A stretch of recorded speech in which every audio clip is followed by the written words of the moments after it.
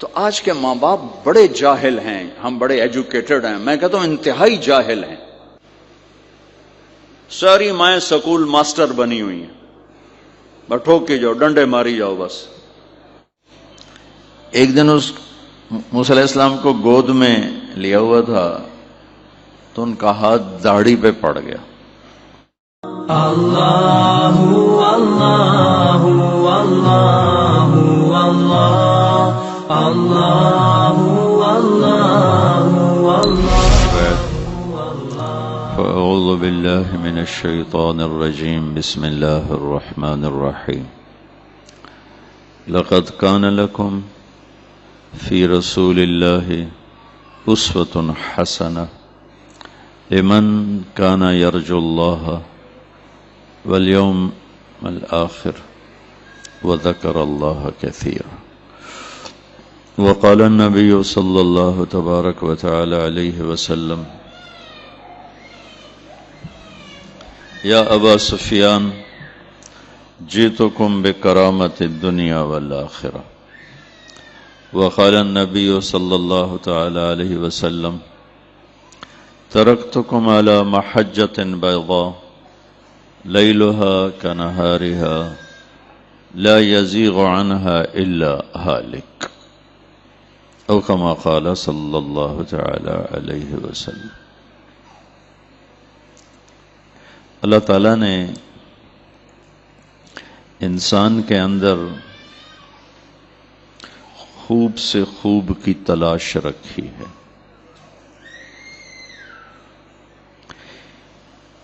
ہر چیز کو بہتر بنانا، خوبصورت بنانا، اس میں آگے سے آگے بڑھنا، یہ انسانی ایک فطرت ہے. اب جانوروں کی، پرندوں کی زندگی دیکھیں. جیسے آج سے 1000 سال پہلے کوا گھونسلہ بناتا تھا، آج بھی وہ ویسا ہی بناتا ہے. جیسے گائے اپنے گوبر پر بیٹھ جاتی ہے، ویسے ہی وہ آج بھی بیٹھتی ہے. جیسے سانپ ایک سوراخ بناتا ہے، بل بناتا ہے، اس میں بیٹھتا ہے، وہ آج بھی ویسا ہی بیٹھتا ہے. انسان کے علاوہ جتنی مخلوق ہے وہ اپنے طرز زندگی میں آج بھی اسی طرح ہے جیسے وہ آج سے 10,000 سال یا 10 لاکھ سال پہلے تھے. اس میں کوئی تبدیلی نہیں آئی. صرف انسان ایک ایسی مخلوق ہے جس کے اندر خوب کی تلاش ہے، بہتر، اس سے بہتر، اس سے بہتر، اور ہر چیز کو خوبصورت بناتا ہے. اور خوبصورتی اس کی کمزوری ہے. انسان حسن پرست ہے، اس کو خوبصورت چیز کھینچتی ہے. آپ چھوٹے بچے کو بھی مسکرا کے دیکھیں تو اس کا چہرہ کھل جاتا کہ آپ نے کو اس خوبصورت انداز دیا. اور اسی کو آپ آنکھیں دکھائیں اور چہرے پہ غصے کے آثار پیدا کریں تو وہ رونے لگ جاتا ہے، حالانکہ اس کو کچھ پتہ نہیں ہے. اتنی چھوٹی عمر سے یہ نیچر بیدار ہو جاتی ہے کہ خوبصورتی کی طرف ہاتھ بڑھتا ہے. جب وہ فرعون نے موسیٰ علیہ السلام آئے نا تابوت میں، تو فرعون نے کہا انہو قاتلی، یہی ہے مجھے قتل کرنے والا. تو آسیہ نے کہا قرۃ عین لی ولک، ایک تو چھوڑ دے، اتنے تم نے مار دیے، ایک تو چھوڑ دے، تیری میری آنکھوں کی ٹھنڈک بنے گا. تو اس کے کہنے پہ چھوڑ دیا. تو ایک دن اس موسیٰ علیہ السلام کو گود میں لیا ہوا تھا تو ان کا ہاتھ داڑھی پہ پڑ گیا. فرعون زور لا بیٹھا، داڑھی نہ چھڑا سکے. اسے کہا اے ہی میرے مارن والے، انہوں ہنے مارو. اس نے آسیہ نے پھر منت کی، نہیں بچہ ہے. انہوں نے کہا میں اس کا امتحان لیتا ہوں. تو ان کے سامنے سرخ یاقوت رکھا اور سرخ انگارے رکھے. اگر تو اس نے یاقوت پہ ہاتھ ڈالا تو یہ وہی ہے جو مجھے مارے گا، انگاروں پہ ہاتھ ڈالا تو چلو پھر بچہ ہی ہے. تو موسیٰ علیہ السلام کے سامنے جب دونوں آئے نا تو انہوں نے یاقوت کی طرف ہاتھ بڑھایا، جبریل نے آ کے یوں کر دیا اور انگاروں پہ ہاتھ ڈال دیا. تو انہوں نے ایک انگارہ منہ میں ڈالا تو زبان توتلی ہو گئی. وَلَا يَنْطَلِقُ لِسَانِي، میری زبان میں لکنت ہے. یہ انسان کے اندر ایک خوبی ہے، یہ ہر چیز میں خوبصورتی چاہتا ہے. اچھا، اس کے پاس یہ علم تو ہے کہ گھر کیسے خوبصورت بنانا ہے، یہ ہال کیسے خوبصورت بنانا ہے، یہ کپڑے کیسے بنانے، یہ چشمہ کیسے بنانا ہے، گھڑی، کروڑوں روپے کی گھڑیاں وجود میں آ گئی ہیں، گاڑی کیسے خوبصورت بنانی ہے، کارپٹ کیسے خوبصورت بنانا ہے، زندگی سے ریلیٹڈ.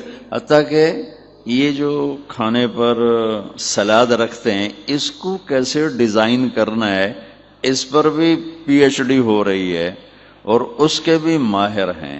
اور کمرے میں رنگ کیسا ہونا چاہیے اس کے بھی ماہر ہیں کہ یہ ٹائل یہاں لگاؤ، یہ رنگ یہاں لگاؤ.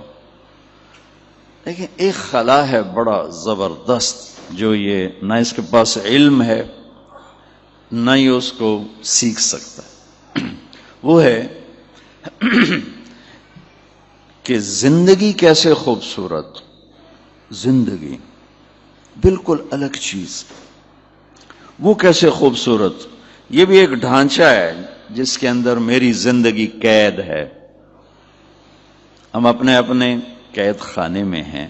ہمیں دیکھنے میں موت خوفناک نظر آتی ہے، ہر مرد عورت کو نظر آتی ہے، لیکن اگر اللہ راضی ہے نا تو اللہ کی قسم موت چھٹی ہے. ہفتہ اتوار بچوں کو چھٹی ہوتی ہے، کیسے رات کو مزہ لے رہے ہوتے ہیں، کل چھٹی ہے، کل چھٹی ہے. اور میں جب اسکول پڑھتا تھا یہاں سینٹرل ماڈل اسکول میں تو پڑھائی کا شوق تو تھا نہیں، باپ کا ڈنڈا تھا، بھائی تینوں ڈاکٹر بناونا ہے تے پڑھ. تو میری آخری جو ہوتا تھا ہمارا پیریڈ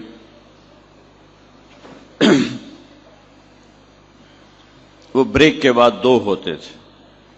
بریک میں ہم ہاسٹل والے لڑکے کھانا کھاتے تھے، کھانا کھا کے آتے، پہلی شوق کو نہیں، روٹی کھا کے اور بوری بن گئے تو پہ اونگ دے.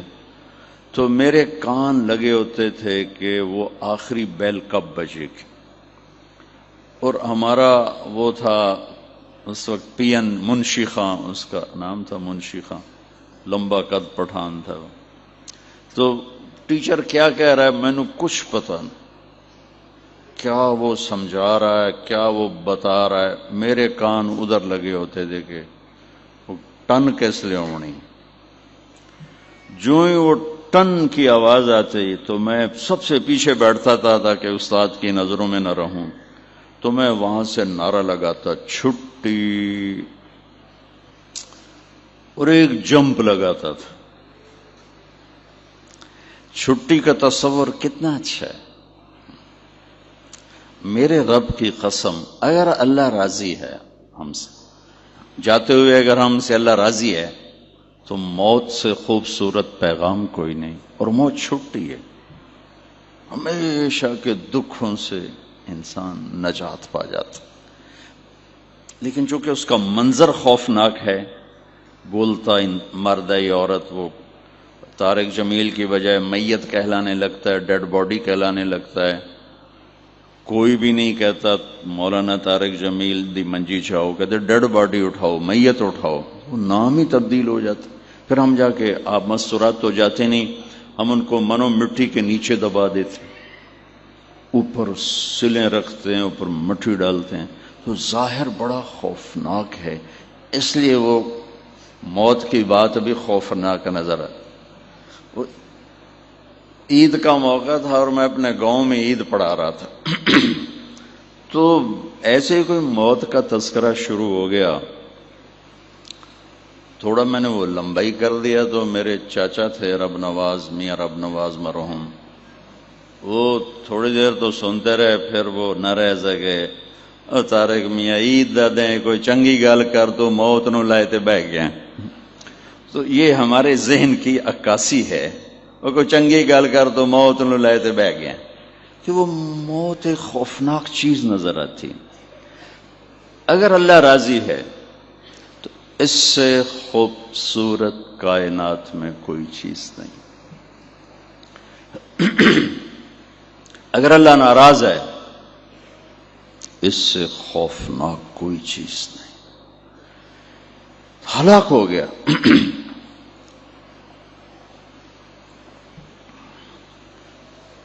ہم اپنے پنجرے میں بند ہیں، یہ موت ہے کہ تو چھٹی ہو جائے گی، نکل جائیں گے، آزاد ہو جائیں گے، اور ایک لامحدود کائنات کی طرف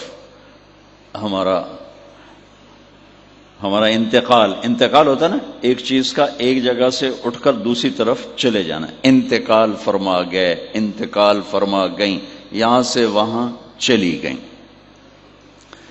حضرت عمر بن عبدالعزیز کی حکومت 3 بر اعظم پر تھی، 3 بر، اور ان کی عمر تھی 42 سال 42، جوان، 3 بر اعظم پر سے، لاہور بھی ان کی حکومت کے تابع تھے، ان کو زہر دیا گیا تھا، تو طبیب نے ان کو جب چیک کیا کہا امیر المومنین زہر کا علاج ہو سکتا ہے، فرمانے لگے اگر تم کہو نا یہ یہاں ہاتھ لگاؤں گا تو ٹھیک ہو جاؤں گا تو یہ بھی نہیں کروں گا، میں تمہاری دنیا سے تنگ ہوں، میں اپنے اللہ کی ملاقات چاہتا ہوں۔ اور اس سے 1 ہفتہ پہلے رجا بن حیوہ کو بلا کے فرمایا تمہیں قسم دیتا ہوں ایک دعا کر میرے لیے، کہنے کہ پہلے دعا بتاؤ پھر قسم اٹھاؤں گا، کہ نہیں پہلے قسم۔ جب انہیں قسم اٹھائی کہنے لگے میرے لیے دعا کر، اللہ مجھے اپنے پاس بلا لے۔ کہ یہ دعا میں کبھی نہیں کر سکتا، ساری امت کا نقصان ہے تیری موت۔ کہ دیکھ تو نے قسم اٹھائی، دعا کر۔ انہوں نے دعا کی، دعا کر رہے تھے تو بچہ آ گیا، ایک بچہ، 12 تھے بچے بچیاں، تو ایک بچہ آ گیا، کہنے لگے اے میں نے بڑا پیارا ہے، دعا کرے بھی میرے نال ہی جاوے۔ تو اگلے ہفتے دونوں باپ بیٹا ایک ہی وقت میں اٹھ کے جا کے زیر زمین سو گئے۔ اب وہ زندگی جو اس پنجرے میں بند ہے یہ کیسے خوبصورت ہو؟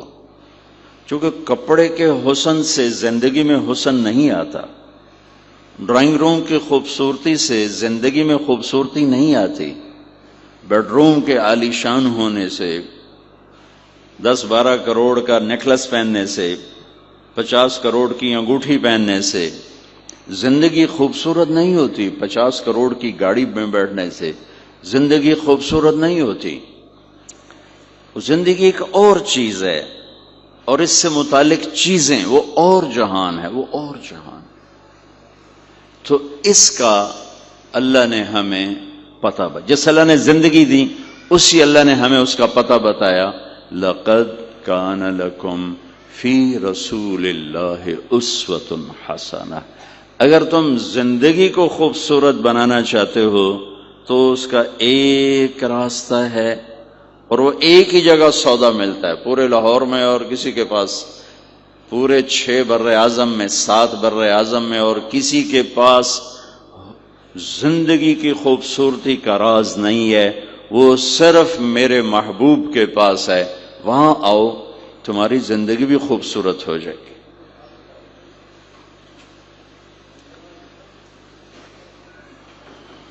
سوئٹزرلینڈ میں 2-3 دفعہ گیا ہوں، دنیا کا خوبصورت ترین ملک، اور ایک آدمی غریب نہیں وہاں، ایک آدمی وہاں غریب نہیں، سب خوشحال ہیں، مالدار ہیں، فقیر غریب ایک شخص بھی نہیں۔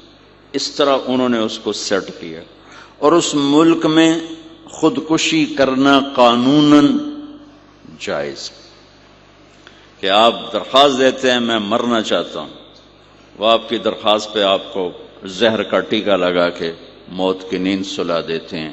ملک خوبصورت، لوگ خوبصورت، وادیاں خوبصورت، گھر خوبصورت، سواریاں خوبصورت، شہر چمکتے اجلے.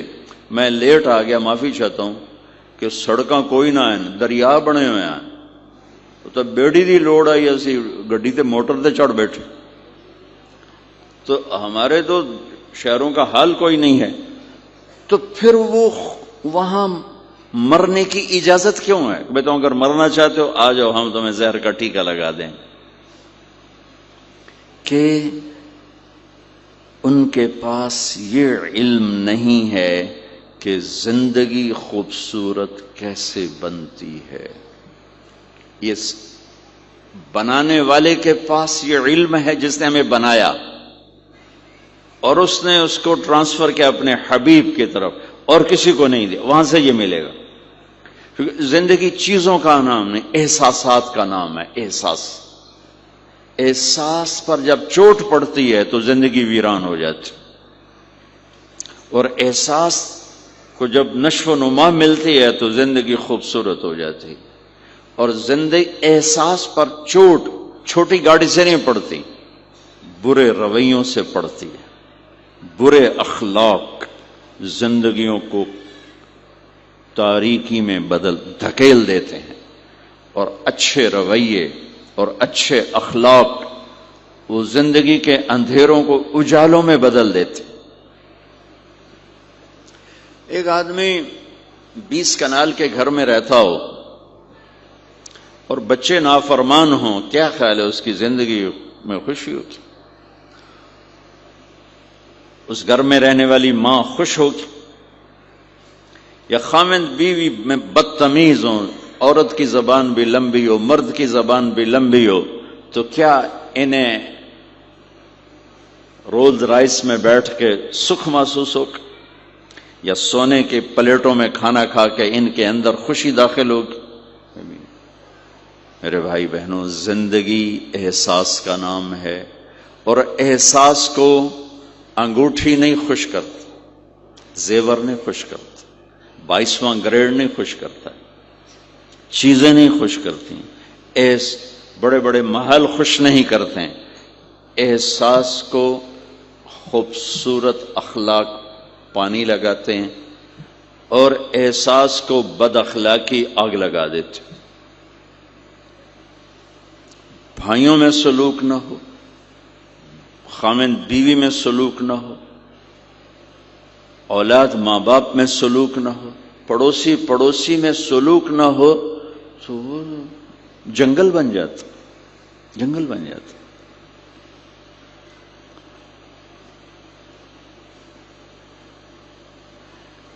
اور صرف میرے نبی پاک صلی اللہ علیہ وسلم وہ ہستی ہیں جنہوں نے زندگی کو زیور پہنایا، جنہوں نے زندگی گزارنے کا طریقہ بتایا، جس طریقے کو اپنا کر یہ مستورات، آپ، ہم، یہ ہمارے بچے ایک عالی شان حسین خوبصورت زندگی گزار سکتے.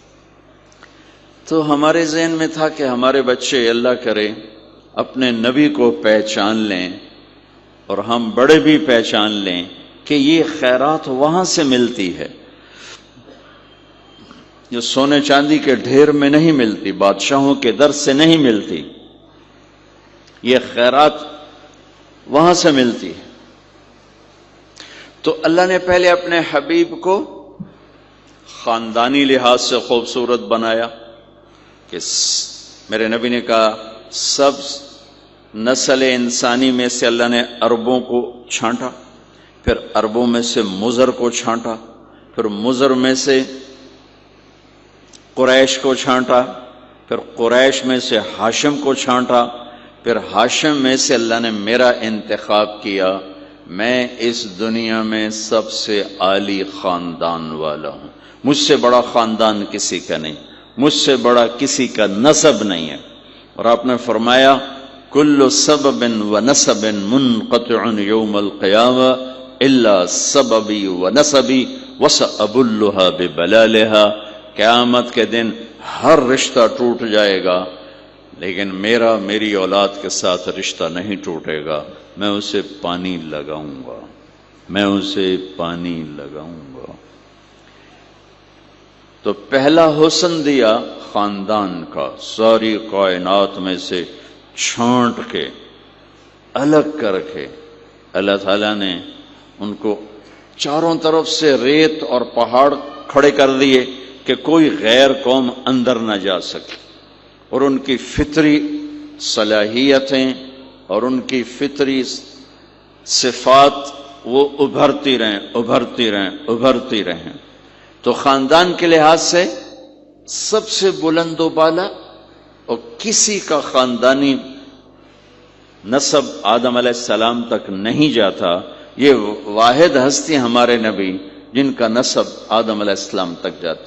ایک دفعہ میرے بھائی نے ہمارا وہ جو نہیں ہوتے جائیداد کے زمینوں کے کاغذات، تو ملتان کی کونسل سے انگریزوں تک کے دور سے نا اپنی پیڑھی نکالی، نسب نامہ نکالا، تو کچھ 16 نام نکلے، 16۔ ممکن ہے اس سے اوپر ہندو ہوں، تو 16 نام اسلامی تھے۔ تو وہ اس نے نا فریم کروا کے گھر میں لگوا دی۔ میں ان کو یاد کرنے کی صرف 16 ان کو میں یاد کرنے کی میرا حافظ اللہ کا شکر اچھا ہے، تو میں نے ان کو یاد کرنے کی کوشش کی۔ اب یقین مانے مجھے ابھی تک یاد نہیں ہو رہا، اتے ہیٹھا ہو جان دن یاد نہیں رہے۔ میرے نبی کے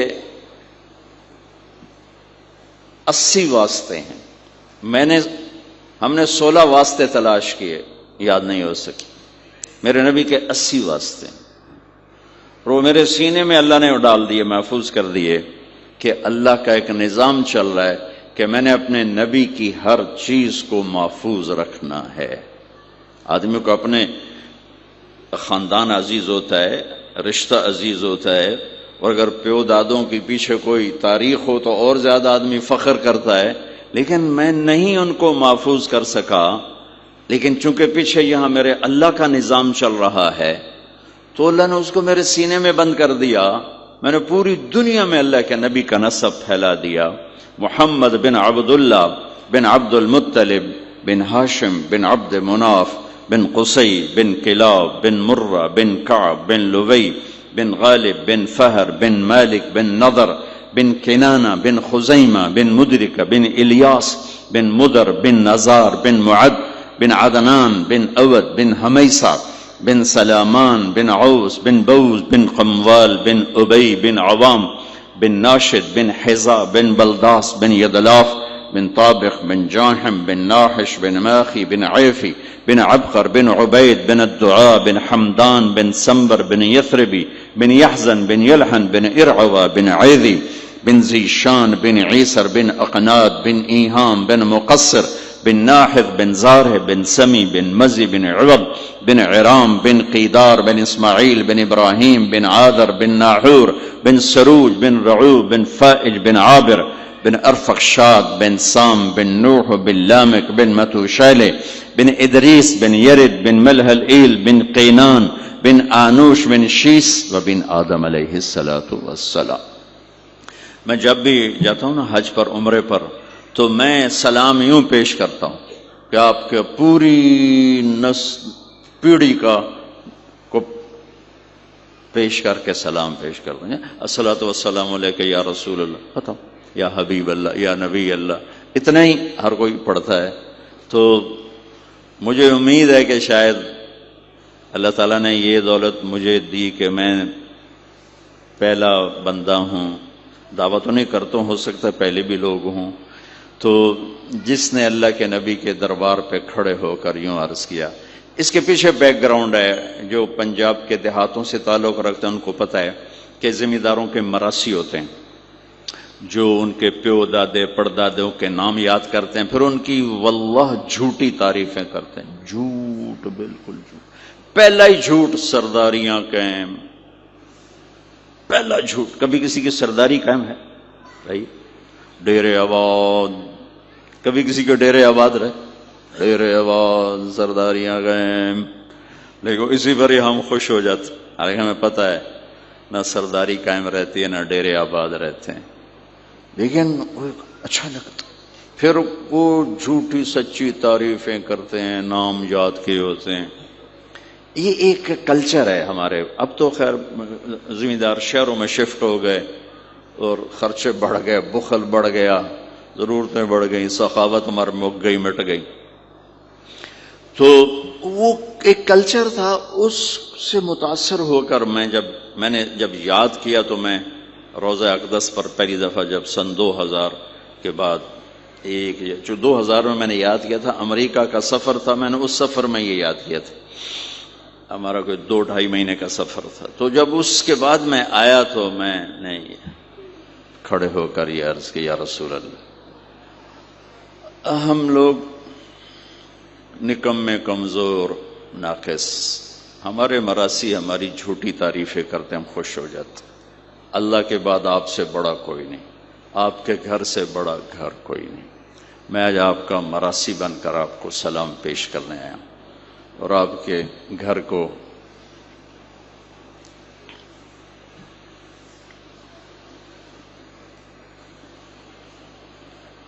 وہ سلام پیش کرنے آیا.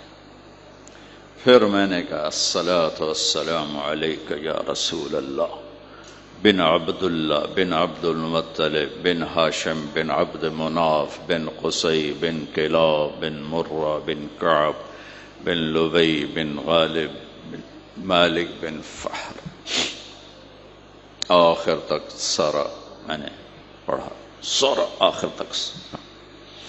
اور پھر سارے وہ ایکشن جو ہمارے مراسی کرتے ہیں، چونکہ وہاں تو پولیس کھڑی ہوتی تو ہم کر نہیں سکتے، لیکن میں نے چشم تصور میں سارے وہ ایکشن بنائے. سرداریاں قائم دیر آباد، حسن حسین دے دیر آباد، علی جعفر دے دیر آباد، یا رسول اللہ توڑے دیر آباد، وہ سارا میں نے ایکشن. اب میں جب بھی جاتا ہوں اسی طرح سلام پڑھتا ہوں.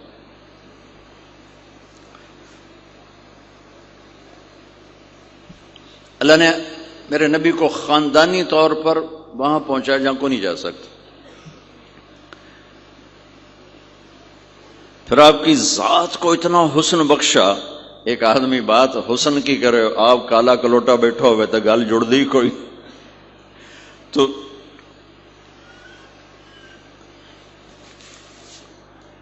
آپ تشریف لے جا رہے تھے ہجرت کر کے، تو راستے میں ایک رابغ ایک جگہ آتی ہے، وہاں بھوک لگی، پیاس لگی، وہ کھانے کا سامان تھا نہیں، تو ایک بڑھیا عورت کا خیمہ دیکھا. وہاں پہنچے تو کہا ماں جی کچھ کھانے کو ملے گا؟ میں نے کہا بیٹا قحط کا زمانہ ہے، کچھ نہیں ہے. تو ایک مریل بکری کھڑی تھی وہاں، بالکل چمڑا تھے ہڈی. ہم نے کہا میں اس سے دودھ نکال لوں؟ ان کا بیٹا یہ تو بن بیاہی بکری ہے اور ماس اس کے اوپر نہیں ہے، یہ کیا دودھ دے گی؟ کہ آپ اجازت دو. ان کا لے لے. چونکہ غیر فطری کام ہو رہا تھا تو لہذا اس نے آپ کو غور سے دیکھا کہ یہ کون ہے جڑا ایو جی بکری جو دودھ کڈو ہے. لہذا آپ کیسے دیکھنے لگی. تو آپ نے بکری کو کھینچا اور اس کے تھنوں کو ہاتھ لگایا، وہ نیچے لٹک گئے اور ایک پورا ڈول دودھ سے بھر دیا. بکری سے یہ گلاس بھی نہیں بھرتا بکری کے دودھ سے، لیکن وہ پورا ڈول بھر دیا. اپنے تینوں ساتھیوں کو پلایا، پھر خود پیا. پھر دوبارہ دودھ نکال کے پورا ڈول بھر کے اس اماں کو دیا، چلے گئے. بکری کی عمر 7 سال ہوتی ہے، 7 سال تک زندہ رہتی ہے، ذبح نہ کریں مر جاتی. یہ بکری 22 برس زندہ رہی اللہ کے نبی کے ہاتھ لگنے کی برکت سے. 22 برس اس بکری نے عمر پائی. جب شام کو اس کا خامد آیا، وہ کہنے لگا اے دودھ کتھو ہے؟ وہ کہنے لگی ایس بکری چو وزا گیا کملی ہو گئی، اتھو دودھ کتھو آ گیا؟ وزا گیا اسے چو آیا ہے. وزا گیا اپنی عقل دا علاج کرو، یہ کتھو آ گیا؟ کہا نہیں، ایک کوئی جادوئی شخصیت والا نوجوان آیا تھا، اس کے ہاتھوں میں کوئی طاقت تھی، اس نے تھنوں کو ہاتھ لگایا اور چشمہ بنا دیا. اچھا کیسا تھا ذرا بتاؤ؟ سفیلی، ذرا دسے نہ کیوں جائے. اب اس نے بتایا کہ میں نے کیا دیکھا، اور وہ کمال کیا اس بڑھیا نے کہ آج تک بڑے بڑے علماء ان الفاظ کا ترجمہ کرتے ہوئے تھک رہے ہیں. وہ کہنے لگی ابا معبد رأيت رجلا ظاهر الوضاء أبلج الوجه حسن الخلق لم تعبه ثجلا لم تزر به سعلا أزج أقرا وسيم قصيم في عينيه تعج في صوته صحل في لحيته كثافة في عنقه سطع إن تكلم علاه البهاء وإن سكت علاه الوقار وهو أنذر الثلاثة. مجھے بھی ہمیشہ اس کے ترجمے میں تھکنا ہی پڑتا ہے، لیکن مجھے اس کی بڑی ایک تعبیر اللہ نے سجائی. کہنے لگے میں اس کا ترجمہ یوں کرتا ہوں، کہنے لگے ابو معبد میں تمہیں کیا بتاؤں، میں نے ایسا انسان دیکھا مجھے لگا جیسے 14ویں کا چاندی کپڑے پہن کے زمین پہ آ گیا. کہ مجھے یوں لگے جیسے 14ویں کا چاندی زمین پہ کپڑے پہن کے اتر آیا. کیا حسن تھا، کیا جمال تھا، کیا خوبصورت بھویں تھیں، کیسا ماتھا چوڑا تھا، آنکھیں کیسی حسین تھیں. ادعج اشکل احور اہدب اکہل انجل ابرج. میرے نبی کی آنکھوں کے بارے میں 7 الفاظ آتے ہیں، 7 جو میں نے ابھی دہرائے، اور ان 7 کا ایک ترجمہ ہے کہ کائنات میں ایسی آنکھ اللہ نے کسی کو نہیں عطا فرمائی. ایسی خوبصورت آنکھیں اللہ نے عطا فرمائی آپ کو. آواز میں جادو تھا، آواز میں جادو تھا، آواز دل کو پکڑتی تھی.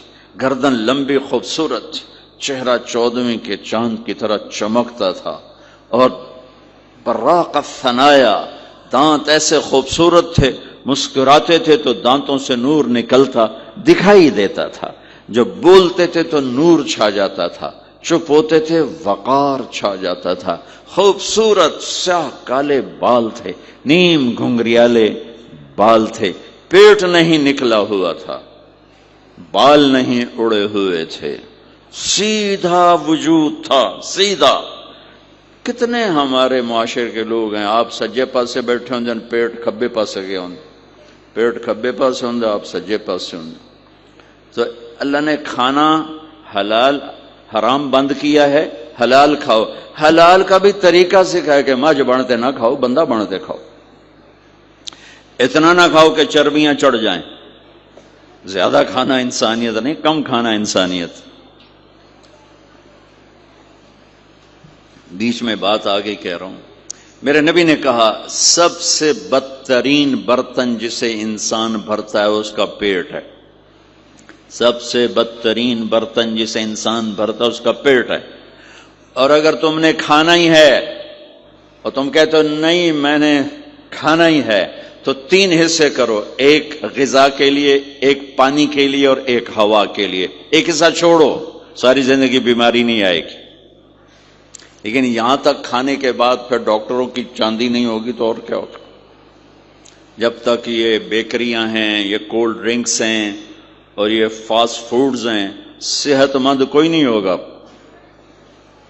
بھوکے رہنے میں اللہ نے صحت رکھی، کھا کھا کے تباہی پھیر دیتے. میٹھا کھانے سے شوگر نہیں ہو رہی، زیادہ کھانے سے شوگر ہو رہی، دبا کے کھانے سے شوگر ہو رہی. اللہ میرے نبی نے کھانے کا طریقہ بھی بتایا، کھانے کی چیزیں بھی بتائیں، کھانے کا طریقہ بھی بتایا، کھانے کے آداب بھی بتائے. کہنے لگی 2 لفظ جو دنیا میں کسی انسان کے لیے استعمال نہیں ہوئے میں نے آخر میں چھوڑ دے. کہنے لگی ابو معبد میں جب اس کو دیکھتی تھی نا تو میرے دیکھنے کی طلب اور بڑھ جاتی تھی، پھر جب دیکھتی تھی طلب اور بڑھ جاتی تھی. وہ جب تک کھڑے رہے میری آنکھ نہیں بھری. وسیم وسیم وسیم۔ ابو معبد میں جدھر سے دیکھتی تھی حسن ان کا غلام تھا، ہاتھ جوڑ کے کھڑا تھا۔ قسیم قسیم قسیم اسے کہتے ہیں جس کو چاروں طرف سے حسن و جمال نے گھیرا ہوا ہو، اور وسیم اسے کہتے ہیں جس کو دیکھ کے نہ دل بھرے نہ آنکھ بھرے۔ دنیا کا ہر حسن تھوڑی دیر دیکھنے کے بعد خوبصورتی ختم، کشش ختم۔ ایک ہستی کائنات میں آئی ہے میرے اور آپ کے نبی، جن کو جتنا دیکھا جاتا تھا دیکھنے کا شوق بڑھتا تھا۔ ام عائشہ بیٹھی کپڑا سی رہی تھی، سوئی گر گئی، تھوڑا سا اندھیرا نظر نہیں آ رہی، ہمارے نبی کمرے میں انٹر ہوئے تو آپ کے چہرے کے نور سے سوئی چمکنے لگی تو آپ نے سوئی کو اٹھایا ہے۔ یہ میرے نبی کا ظاہر ہے جو اللہ نے اتنا خوبصورت کر کے بنایا۔ پھر یہیں ہمیں زندگی کی خوبصورتی بھی ملی کہ زندگی خوبصورت ہو۔ زندگی خوبصورت ہوتی ہے رویوں کے ساتھ۔ پہلا رشتہ خامند اور بیوی ہے، پھر اولاد ہے، پھر آگے رشتے بنتے ہیں، ماں باپ ہیں، یہ سارے رشتے یہ اس زندگی سے بنتے ہیں جو میرے نبی ہمیں سکھا کر گئے۔ آپ بطور، چونکہ آپ نے باپ تو دیکھا نہیں، ماں کو دیکھا ہے، اور ماں کے ساتھ زیادہ عرصہ نہیں رہے، صرف 6 سال رہے ہیں، تو ماں کے ساتھ کیا ہونا چاہیے؟ ماں کے ساتھ سلوک ہوگا تو ماں دعا دے گی نا۔ باپ کی خدمت کرو گے تو باپ دعا دے گا نا۔ آنکھوں میں آنکھیں ڈال کے بات کرو گے تو زندگی، باپ کو تو نیند نہیں آئے گی، ماں کو تو نیند نہیں آئے گی۔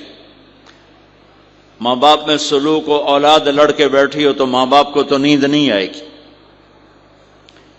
بیوی بدتمیزی سے بات کرے تو خامند کے نیند اڑ جائے گی، خامند بدتمیزی کرے تو بیوی کی نیند اڑ جائے گی۔ تو یہ کہاں سے زندگی ملے گی؟ میرے نبی کو پتہ چلے گا کہ زندگی کیسے گزاری ہے۔ تو آپ نے اپنی اس تمنا کا اظہار کیا، کاش میری ماں زندہ ہوتی تو میں اس کی ایسی خدمت کرتا۔ میں عشاء کی نماز کے مصلی پہ کھڑا ہو کر ہاتھ باندھے سورۃ فاتحہ پڑھ رہا تھا، الحمدللہ رب العالمین۔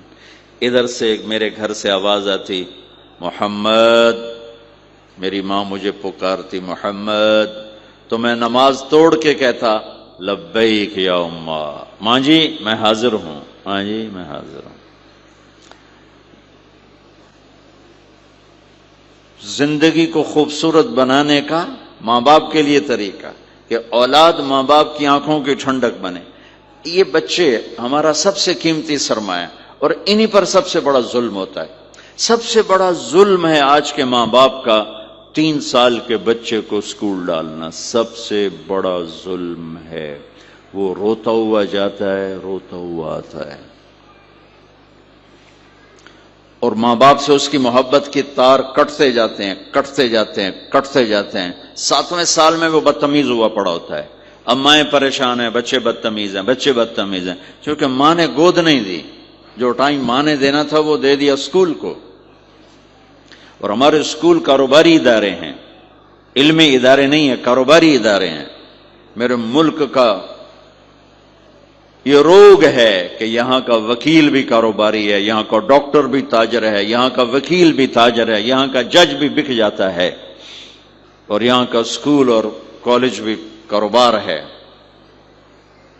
3 سال کا بچہ جب ماں باپ سے دور ہوتا ہے، روتا ہوا جاتا ہے، روتا ہوا آتا، تو وہ ماں باپ سے دور ہو جاتا ہے، اس کے اندر نفرت پیدا ہونی شروع ہو جاتی۔ سر اٹھا، جو ہی وہ سر نکالتا ہے تو وہ ماں باپ کا نافرمان ہو جاتا ہے، بدتمیزی کرتا ہے، لڑتا ہے، جھگڑتا ہے، کیونکہ ماں اور باپ نے ٹائم نہیں دیا۔ اور پھر اس موبائل نے ہماری زندگی، گھر کی زندگی تباہ کر دی ہے کہ بچہ آ کر ماں سے بات کرتا ہے، ماں موبائل کو دیکھ کے بچے سے بات کر رہی ہوتی، وہ باپ سے بات کرتا ہے، وہ اپنے موبائل میں اور بچے سے بات کرتا ہے۔ یہ اس بچے کی عزت کو ذبح کر دینے والی بات۔ آنکھ سے آنکھ ملانا عزت دینا ہے۔ میرے نبی پاک صلی اللہ تعالی علیہ وسلم کی طرف جب کوئی آپ کو بلاتا نا یا رسول اللہ آپ سے، تو مثلا یہ ہماری مجلس ہے، ادھر بھی لوگ ہیں، ادھر بھی لوگ ہیں، اب مجھے کوئی ادھر سے بلائے تو میری تو اتنی گردن مڑے گی، کوئی ادھر سے بلائے میری اتنی گردن مڑے گی، لیکن میرے نبی پاک صلی اللہ علیہ وسلم کو ادھر سے جب کوئی آواز دیتا یا رسول اللہ، تو اب یوں نہیں کرتے تھے ہاں جی دسو کی گل ہے، اب پورا یوں کرتے تھے ایسے۔ بولو میرے بھائی کیا بات، سبحان اللہ، اللہ اکبر۔ آپ کو ادھر سے کوئی بلاتا یا رسول اللہ، تو اب ایسے نہیں کرتے تھے ہاں جی بولو، اب پورا ایسے مڑ کر پھر فرماتے جی فرمائیے کیا بات۔ اب عام لوگوں کے ساتھ یہ فرماتے تھے، ہم تو اپنی اولاد کے ساتھ یہ نہیں کرتے، بیوی خامند کے ساتھ یہ نہیں کرتے، خامند بیوی کے ساتھ یہ نہیں کرتے۔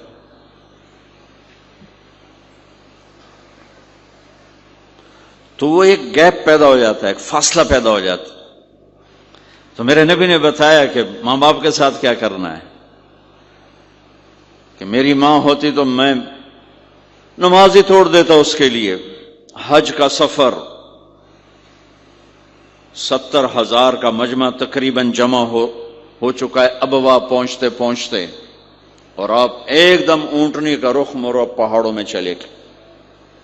میری زندگی سفروں میں گزری ہے، ان میں خوبصورت ترین سفر میرا وہ ہے جو میں نے حضرت اماں آمنہ کی قبر پہ حاضری تھی، پہاڑوں کے اندر۔ آپ اندر تشریف لے گئے، مجمع بھی ساتھ ہو گیا، کدھر جا رہے ہیں؟ اونٹنی کو بٹھایا، پہاڑ ہے کوئی 40-50 فٹ اونچا، اس کے اوپر قدرتی ایسے ایک پلین بنا ہوا ہے جیسے اللہ نے پہلے سے سنبھال کے رکھا ہوا تھا۔ اب تو انہوں نے قبر کا نشان مٹا دیا ہے۔ تو ماں کی قبر کے سرہانے تشریف لے گئے اور گھٹنے اٹھائے، ہاتھ یہاں رکھے اور سر گھٹنوں میں دیا ایسے۔ یہ پوزیشن ہے چھوٹے بچے کے رونے کی، جب وہ رونا چاہتا ہے تو پھر اپنے پاؤں اٹھا کر یوں کر دیتے۔ پھر اس کے بعد آپ ایک معصوم بچے کی طرح روئے، اور اتنا روئے کہ آپ کی ساری داڑھی آنسوں سے تر ہو گیا، آپ کا احرام تر ہو گیا، اور اپریل کی دھوپ تھی۔ اور آپ نے فرمایا میں آج رات یہیں قیام کروں گا۔ میں وہاں گیا ہوں، وہاں 2 آدمی نہیں ٹھہر سکتے۔ میرے نبی نے کہا میں یہیں ٹھہروں گا۔ آگے کوئی 6-7 میل دور انتظام تھا حاجیوں کے اس قافلے کے ٹھہرنے کا، کچھ لوگ چلے گئے ہوں گے، لیکن آپ نے وہ رات اپنی ماں کے سرہانے گزاری۔ اور میں جب وہاں پہنچا تو مجھے چونکہ سیرت پڑھی تھی تو مجھے چشم تصور میں وہ نظر آ رہا تھا، حضرت آمنہ کی عمر صرف 25 برس تھی، اور ہارٹ اٹیک ہوا اچانک، بولا نہیں جا رہا، اور اللہ کے نبی ماں کو دیکھ کے گھبرا رہے ہیں کہ کیا ہوا، 6 سال کا بچہ پہلی موت دیکھ رہا ہے، وہ بھی ماں کی۔ تو مجھے ہارٹ اٹیک ہوا تو بولا نہیں جاتا، بلا رہے ہیں بولا نہیں جا رہا، آوازیں نکل رہی، تو بلا رہے ہیں ام ایمن بھی ساتھ ہے، آوازیں نکل رہی، لیکن بجھنے سے پہلے شمع کے جو بھڑکتی ہے 2 لفظ بولے، کل حی میت و کل جدید بال وقد ولدت طہرا۔ میرے بچے، ہر جوانی ڈھلتی ہے اور ہر زندگی موت کا نوالا بنتی ہے، مجھے لگتا ہے میرا وقت آ گیا ہے، لیکن میں ایک ایسے بچے کو چھوڑ کے جا رہی ہوں جو ساری دنیا کو پاک کر دے گا، پاکیزہ چھوڑ کے جا رہے ہیں۔ تو پتھروں میں ہی دبایا، کوئی کھودنے کا تو انتظام ہی نہیں تھا۔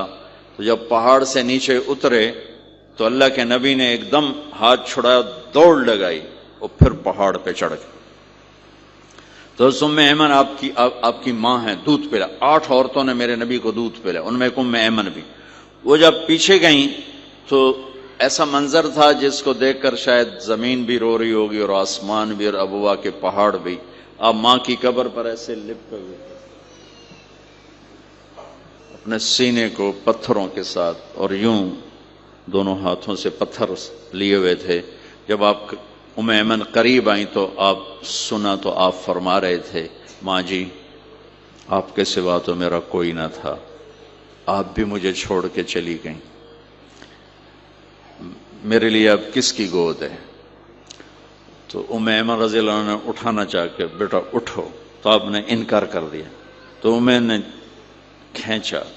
کھینچ کے نیچے لائیں اور زبردستی لائیں اور اونٹنی پر بٹھایا، اور آگے 2 راتوں کا سفر تھا، وہ سب میرے نبی کے خاموش آنسوؤں سے آپ کا گریبان تر ہوتا گیا، اور آگے نہ کوئی خالہ ہے، نہ کوئی اور آسرا ہے، نہ باپ ہے، باپ اور ماں ہی بڑا سہارا ہوتے ہیں۔ دادا نے کفالت میں لیا، 8 سال کی عمر میں ان کا بھی اللہ نے ان کو بھی اپنے پاس بلا لیا۔ تو وہ سارا منظر میرے سامنے گھوم رہا تھا، اوپر سے سورج ڈوبنے والا تھا، تو وہ عجیب کیفیات تھی، وہ میں بیان نہیں کر سکتا ہوں کہ اللہ کی قسم اگر آپ اور میں زندگی کو خوبصورت بنانا چاہتے ہیں تو اپنے نبی کی زندگی کو سیکھنا ہوگا، ان بچوں کو سکھانا ہوگا۔ ہم نے کوئی کاروباری کام نہیں کیا کہ ہمیں سے کوئی کاروبار کر رہے ہیں، کوئی پیسہ کما رہے ہیں، حاشا وکلا حاشا وکلا۔ ہماری یہ نسل ان کے ساتھ کاروبار کر رہا ہوں کہ یہ پروان چڑھیں اپنے نبی کی محبت کے ساتھ، یہ پروان چڑھیں اپنے حبیب کے نقش قدم پر چلنے کے ساتھ۔ ان کے اندر اللہ اس کے نبی کی محبت ہر بچے بچی کے اندر اللہ نے اپنے اور اپنے حبیب کی چپ ڈال دی، اس کو نکالا نہیں جا سکتا۔ میں اس کو ایکٹیویٹ کرنا چاہتا ہوں کہ اللہ کرے ان کے جذبے اللہ کے نبی کے ساتھ جڑ جائیں، پھر ماننا آسان ہو جاتا، پھر اطاعت آسان ہو جاتی۔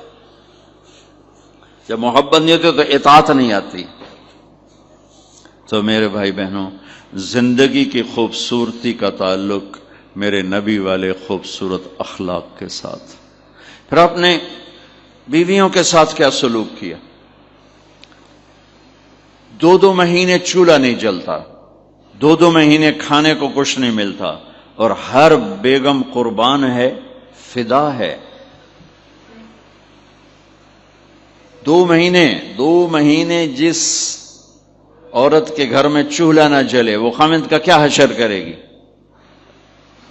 اور میرے نبی کے گھر میں 2 مہینے چولہا نہیں جل رہا ہے، خود بھی بھوک برداشت کر رہے ہیں، بیگمات بھی بھوک برداشت کر رہے ہیں۔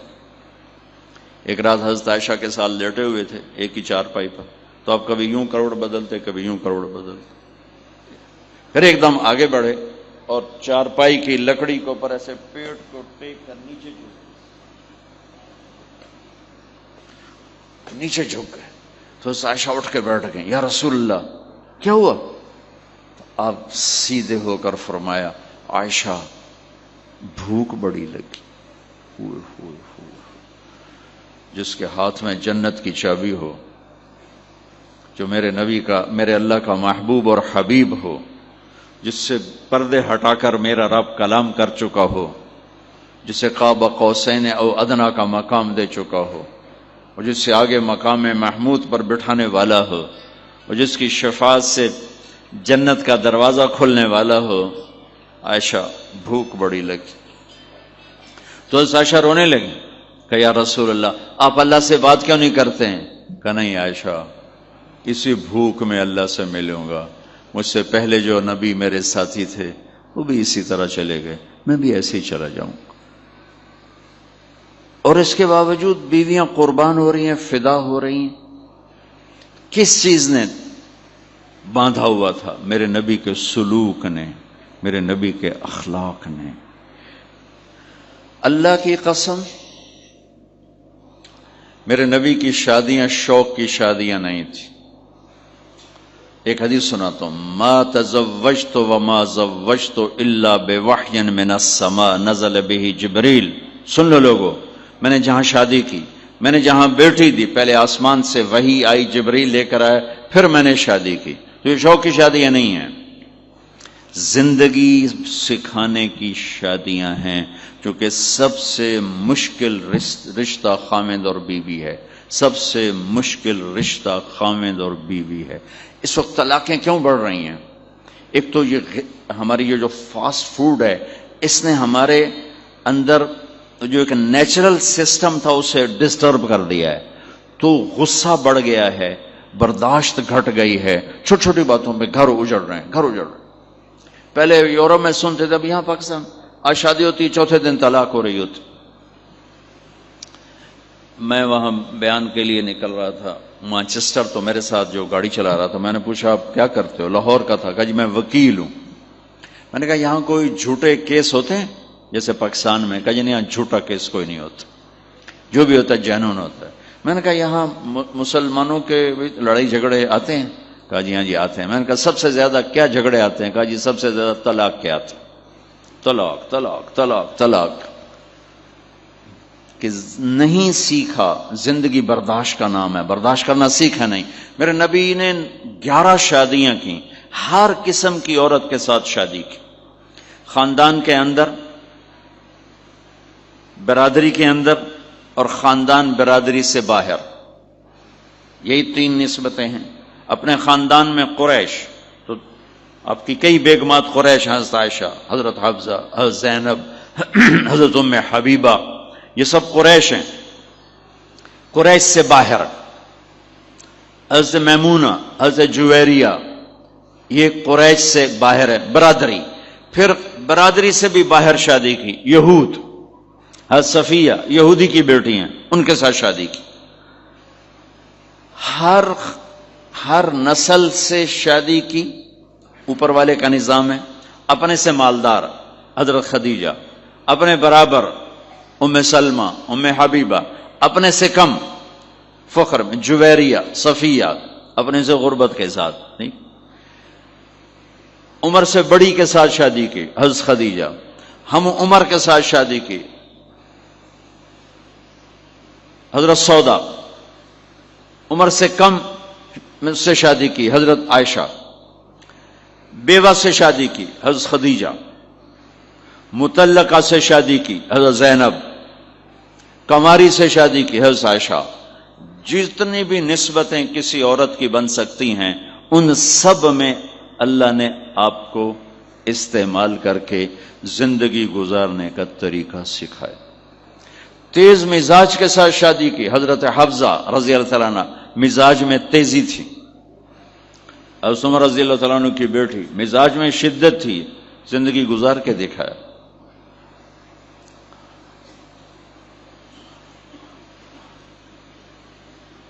ایک آپ کو حدیث سناتا ہوں، اللہ کی قسم صرف ہمیں سکھانے کے لیے۔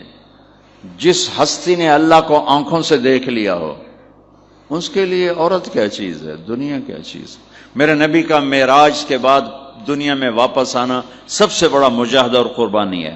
جنت میں اللہ ہمیں نصیب کر، جب اللہ کا دیدار ہوگا تو اس کے بعد اللہ کی قسم جنت والوں کو جنت بھول جائے، عورتوں کو خامد بھول جائیں گے، خامدوں کو بیویاں بھول جائیں گی، اور جنت کی ہر نعمت بھول جائے گی، صرف اللہ کو دیکھنے میں گم ہو جائیں گے۔ اور میرے نبی اپنی آنکھوں سے اللہ کو دیکھ کر آئے ہیں۔ ٹھیک ہوگی؟ اب ایک حدیث سنو، عائشہ مجھے جب سے پتہ چلا ہے نا کہ تو جنت میں میری بیوی ہے، تو میرے لیے تو مرنا ہی آسان ہو گیا ہے۔ اللہ اکبر۔ یا عائش انہ لیہون علی ان اریتک زوجتی فی الجنہ، میرے رب کی قسم ہمیں آپ کو سمجھانے کے لیے، ہمیں آپ کو بتانے۔ عائشہ مجھے جب سے پتہ چلا ہے نا کہ تو جنت میں میری بیوی ہے، مجھے تو مرنا اچھا لگنے لگا ہے، مجھے تو مرنا اچھا لگنے لگا ہے کہ تو جنت میں میری بیوی ہے۔ سبحان اللہ۔ ادھر اچھا جی جنت بھی یہی لبنی ہے جی، یہ جنت جا کے بھی یہ نال ہی رہنا ہے، یہاں یہ باتیں سننے کو ملتی۔ اور میرا نبی کہہ رہا ہے عائشہ مجھے پتہ چلا ہے کہ تو جنت میں میری بیوی ہے، تو میرے لیے تو مرنا ہی آسان ہو گیا۔ سبحان اللہ، کیا خوبصورت، اللہ کی قسم یہ دلداری تھی۔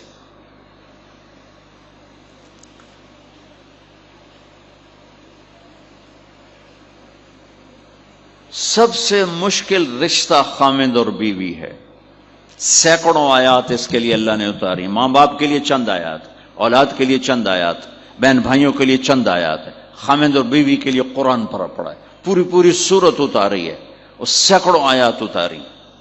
چونکہ ایک اس رشتے کی اہمیت، ایک اس کی نزاکت اور کمزوری کہ کوئی رشتہ ٹوٹتا نہیں سوائے خامد اور بیوی کے۔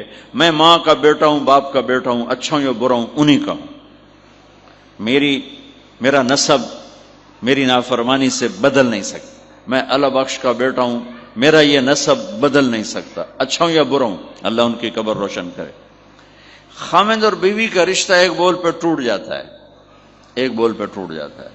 اس لیے اس کو بچانے کے لیے آیات آیات آیات، اور میرے نبی کی شادیاں کہ کس طرح ایک گھر کو لے کے چلتے ہیں، کس طرح ہر مزاج کی عورت کے ساتھ سلوک کرتے ہیں۔ جہاد کا سفر، کاروباری سفر نہیں، میرے نبی کا، اور چلنے لگے، اعلان ہوا کوچ کرو، سب نے سواریاں کس لیں، سامان کس لیا، یوں چلنے کا حکم ہو رہا ہے۔ اور حضرت عائشہ رضی اللہ نے اپنا یوں دیکھا، اونٹنی پہ بیٹھ گئی تھیں، ہار کوئی نہیں۔ یا رسول اللہ میرا تو ہار کوئی نہیں، میرا ہار گم ہو گیا ہے، میرا ہار تلاش کریں، ہم پھر چلیں گے۔ تو میرے نبی کہتے تو وڈی آئی نواب زادی، میں جہاد تے پہ جانا، تینوں ہار دی پائے گی، چل اگو لگ۔ میرے نبی نے کہا چلو بھائی عائشہ کا ہار تلاش کرو۔ اللہ کی قسم میں جب یہ واقعات پڑھتا ہوں یا سناتا ہوں میں خود حیرت میں ڈوبا ہوتا ہوں کہ کیا کر دیا میرے نبی نے۔ جہاد کا سفر، اور میرے نبی کا ہار تلاش کرو بھائی، اب سارے ہار تلاش کر رہے ہیں۔ کچھ دن چھپ گیا، ہار کی تلاش تو بند ہو گئی اور سفر بھی بند، چونکہ اندھیرے میں کہاں جائیں گے۔ اور آپ کے ماتھے پہ شکن، عائشہ تیری وجہ سے ساری مصیبت ہے، اللہ دے بندی تو ہار دے مگر پہ گئی، کیڑی گل ہے ہار دی؟ ایک لفظ نہیں فرمایا، سارے قافلے نے قیام کیا۔ عشاء تک تو پانی تھا، وضو کا پانی ختم ہو گیا، عشاء مغرب عشاء پڑی کٹھی تو پانی ختم ہو گیا۔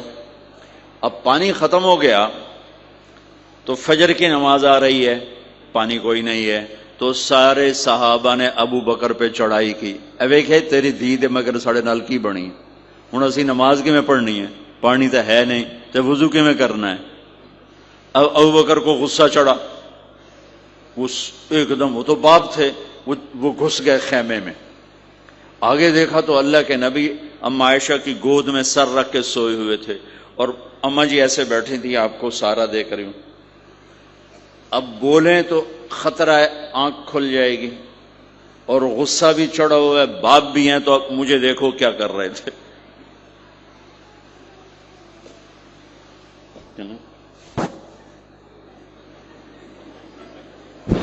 تیرے جو اور پھر یوں ماری زور سے انگلی بیٹی کے نا یہاں، پہلے یوں کرتے پھر ایسے ماری زور سے۔ وہ کہنے لگی میں ایسے سخت ہو گئی تاکہ میں ایسے نہ ہوں کہ اگر میں تھوڑا حرکت کی تو اللہ کے نبی کی آنکھ کھل جائے گی، تو ماری گا ٹھا ٹھا ٹھا، منہ سے کہہ رہے، اور وہ ایسے کر کے بیٹھی جم کے، غصے میں باہر چلے۔ اب آپ کی آنکھ کھلی فجر پر، تو عائشہ نے کہا یا رسول اللہ وہ تو باہر تو بڑا مسئلہ ہو گیا ہے، پانی کوئی نہیں ہے اور نماز کا وقت ہو گیا ہے، وضو کیسے کریں؟ سبحان اللہ، اللہ نے قانون بدل دیا، دنیا میں پہلی دفعہ ہونے لگا ہے۔ 1,24,000 نبی آئے، پانی نہ علی وضو ہو سکتا ہے، اس کے علاوہ نہیں ہو سکتا۔ میرے اللہ نے قرآن اتارا فَإِن لَّمْ تَجِدُوا مَاءً فَتَيَمَّمُوا صَعِيدًا طَيِّبًا فَامْسَحُوا بِوُجُوهِكُمْ وَأَيْدِيكُمْ مِنْهُ۔ اچھا میرے بندو پانی مک گیا ہے، چلو مٹی چاہتے منہ تے مارو تے دوئی چاہتے ہتھاں تے مارو تے تمہارا وضو ہو گیا، چلو تیمم کرو اور نماز پڑھو۔ اب وہ جو سارے ابو بکر پہ غصے ہو رہے تھے نا، اما عائشہ کہنے لگے واہ ابو بکر بھائی تیرے تو فعل کی کم بن گیا، تیری دھی دے تو فعل کی کم بن گیا۔ تو اسید بن حزیر پہلے ذرا زیادہ گرم ہوئے تھے، تو وہی ابو بکر تیرے گھر کی یہ پہلی برکت نہیں ہے، پہلے بھی بہت شمار برکتیں تیرے گھر کی طفیل امت کو ملی ہیں۔ تو اللہ نے تیمم کی آیت اتار دی، حضرت عائشہ کو ڈانٹ پلانے کی آیت نہیں آئی کہ میرے نبی تیری بیگم کے ہار کی وجہ سے میرے دین کا کام رک گیا اور میرے بندوں کی نماز خراب ہو گئی اور ان کو پانی سے محروم ہونا پڑا. میں قربان جاؤں اپنے رب پر، اپنے حبیب پر، اس ماں عائشہ پر. دنیا کی واحد عورت ہے جس کے سینے پر سر رکھ کر کسی نبی نے جان دی ہو. 1,24,000 نبیوں میں سے کوئی نہیں ہے جس کا سر بیگم کے سینے اور ٹھوڑی کے درمیان ہو اور اس کی جان اللہ نے نکالی ہو. واحد میرے آپ کے مات فی سحری و نحری، سحری و نحری، سحری و، کہ میرے چونکہ آپ ایسے بیٹھے تھی اور حبیب پاک آپ کے سینے پر یوں دراز تھے، نیم دراز اس طرح، اور آپ کا سر مبارک ٹھوڑی کے ساتھ لگ رہا تھا، ٹھوڑی کے ساتھ یہ جگہ یہاں لگ رہی تھی اور باقی یہاں تھی، آپ اس طرح. اور واحد خاتون ہے جن کا حجرہ کسی نبی کی آرام گاہ بنا، ابدی آرام گاہ بنا. واحد اما عائشہ ہیں جن کے حجرے کو اللہ نے کسی نبی کے آرام گاہ بنایا. اور یہ واحد حجرہ ہے جہاں 70,000 فرشتہ صبح آ کے درود و سلام پڑھتا ہے اور شام تک پڑھتا ہے، اور شام کو 70,000 نیا آتا ہے اور صبح تک درود و سلام پڑھتا ہے اور واپس چلا جاتا ہے. کائنات اللہ جب مسلمان دنیا سے مٹ جائیں گے، مسجد نبوی مٹ جائے گی، بیت اللہ مٹ جائے گا، مدینے کی ایک اینٹ باقی نہیں بچے گی. مکہ کتنے بڑی بڑی بلڈنگیں، ایک اینٹ باقی نہیں بچے گی. اور وہاں سے گزرتے ہوئے لوگ کہیں گے لگتا ہے اتنے کدی آبادی ہوئے گی، ایتھے لگتا ہے کدی آبادی ہوئے گی. یہ زبانوں پہ ہوگا. جب سارے نشان مٹ جائیں گے اس وقت بھی 70,000 فرشتہ آ کے درود و سلام صبح سے شام تک پڑھے گا اور شام سے صبح تک پڑھے گا. یہ واحد میں خاتون ہیں عائشہ بنت ابی بکر جن کو اللہ نے یہ عزت بخشی. اور یہ واحد خاتون ہیں جب ان کے اوپر تہمت لگی، حضرت یوسف علیہ السلام پہ تہمت لگی تو بچے نے گواہی دی، حضرت مریم پہ تہمت لگی بیٹے نے گواہی دی، اور اما عائشہ پہ تہمت لگی تو اللہ نے گواہی دی کہ میں گواہ ہوں. اللہ گواہ بن کے آئے. تو اللہ نے کہا تیمم کرو بھائی. سارے خوش ہو گئے، سارے خوش ہو گئے. تو حضرت عائشہ نے کہا یا رسول اللہ اب میرا ہار چھوڑ دیں، اب چلیں. تب آپ نے کہا چلو بھائی کوچ کرو. اس سے زیادہ کوئی دلداری کا واقعہ پیش کر سکتا ہے؟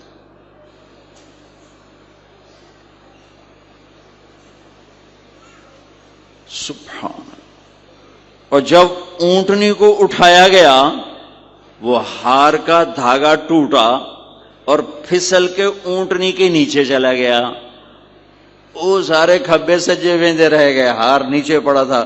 جب اونٹنی کو اٹھایا تو ہار نیچے سے نکلا تو صاحب نے کہا لے بھی عائشہ اے تیرا ہار بھی لب گیا. یہ دلداری ہے میرے نبی کی، یہ ہمیں سکھایا. کہیں عورتوں کی بدتمیزی بھی انتہا کو پہنچی ہوتی ہے اور وہ اپنے گھر اجاڑ دیتی ہیں اپنی زبان کی شدت کی وجہ سے، اپنی بد اخلاقی کی وجہ سے. لیکن کوئی زیادہ معاملہ مردوں کی طرف سے خراب ہوتا ہے تو شریعت نے بھی اس کو زیادہ بیان کیا اور میرے نبی نے بھی اس کو اجاگر کیا. اور میرے نبی کی آخری تقریر، آخری خطبہ حجۃ الوداع کا صرف ایک رشتے کو بیان کیا، صرف ایک رشتے کو بیان. ہم کتنے رشتوں میں جکڑے ہوئے ہیں، ماں باپ، بہن بھائی، چاچا تایا، خالہ خالو، دادا دادی، نانا نانی، ساس بہو، کتنے ہم رشتوں میں جکڑے ہوئے ہیں. میرے نبی نے صرف ایک رشتے کا حق بیان کیا، استوصوا بالنساء خیرا. میں تمہیں تمہاری بیویوں کے بارے میں وصیت کر رہا ہوں ان کے ساتھ اچھا سلوک کرنا. صرف ایک رشتے کو بیان فرمایا چونکہ یہ بنیادی رشتہ ہے، یہاں سے خاندان بنتا ہے. جب یہ ٹوٹ جاتا ہے اور ہمارا جوائنٹ فیملی سسٹم ہے تو کہیں ساس توڑ رہی ہے، کہیں سسر توڑ رہا ہے، کہیں نندیں توڑ رہی ہیں، کہیں خود خامد اپنی بے وقوفی کی وجہ سے توڑ رہا ہے، کہیں بیوی اپنی حماقت کی وجہ سے اس رشتے کو توڑ رہی ہے. ایک عورت آئی، ایک لڑکی آئی، یا رسول اللہ میری شادی ہونے لگی، میرے خامند کا کیا حق ہے میرے اوپر؟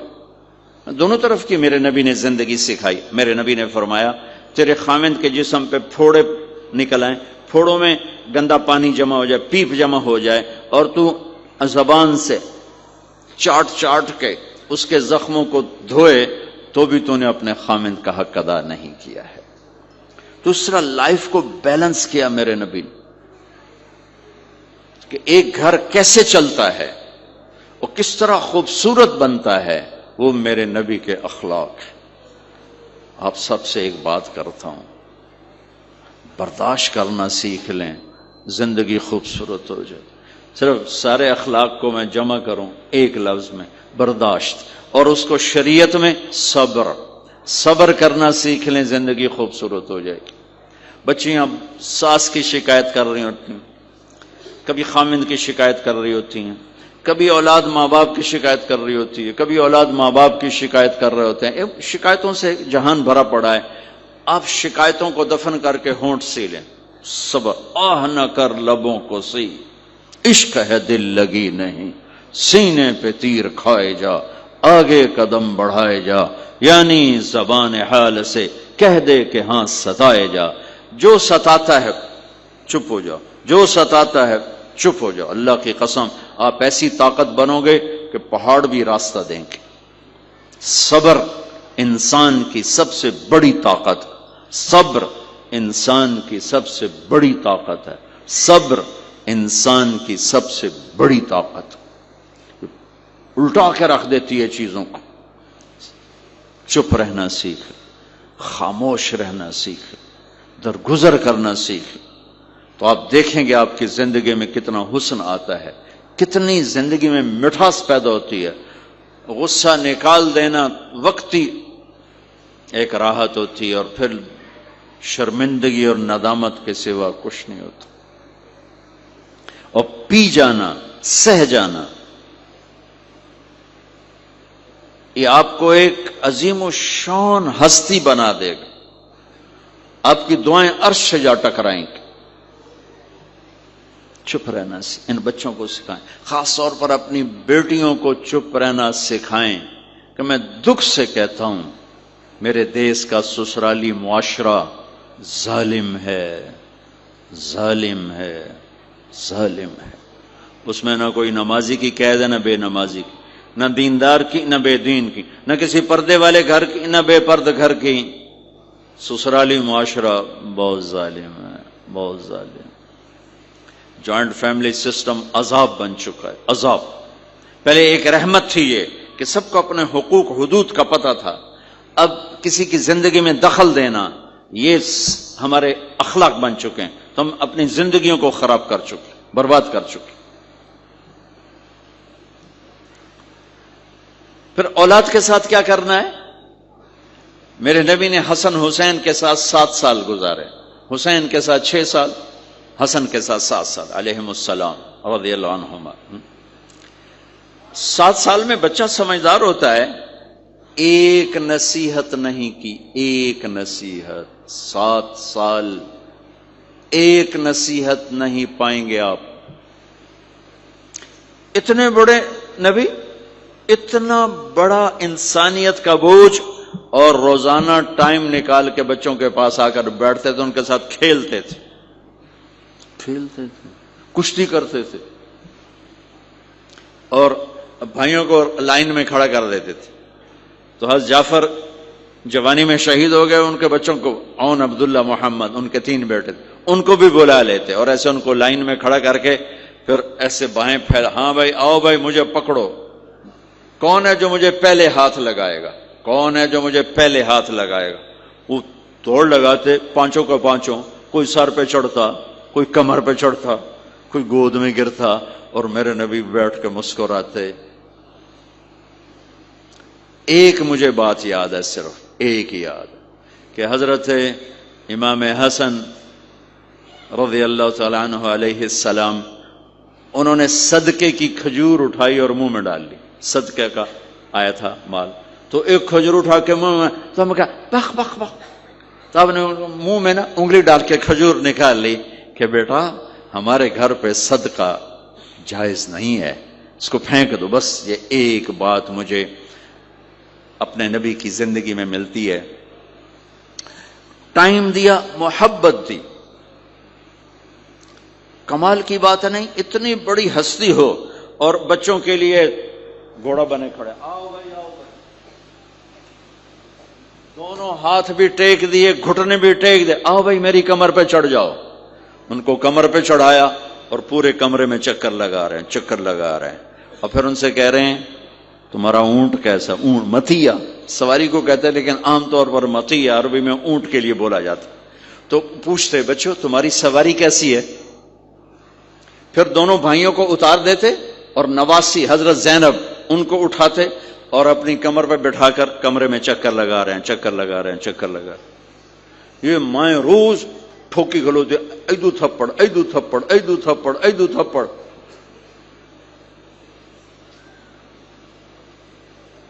ساری مائیں سکول ماسٹر بنی ہوئی ہیں، بس ٹھوک کے جاؤ، ڈنڈے ماری جاؤ، بس ایسی بے وقوف ہیں کہ جتنی محنت یہ کھانے پر کرتے، اپنے کپڑے کو سجانے پر کرتے، اس کا 100واں حصہ بچوں پہ کریں، ان کے بچے جنید بغدادی بن جائیں۔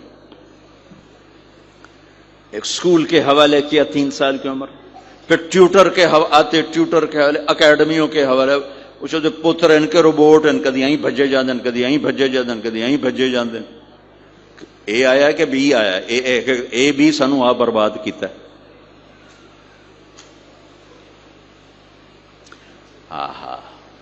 اور سنو، چلو یہ تو گھر کی بات ہے نا۔ ایک دفعہ حسن حسین کی کشتی کرواتے تھے، آؤ بھائی کشتی کرو بھائی۔ ایک دن کا واقعہ نہیں، یہ آئے دن کا واقعہ ہے، لیکن ایک واقعہ کہ حسن حسین کی کشتی ہو رہی، حسین چھوٹے تھے، حسن بڑے تھے، تو حسن دبا رہے ہوں گے حسین کو، تو آپ حضرت حسین کو شاباش شاباش حسین، ای ہے حسین، ای حسین، یعنی حسین زور لا، حسین زور لا، شاباش شاباش۔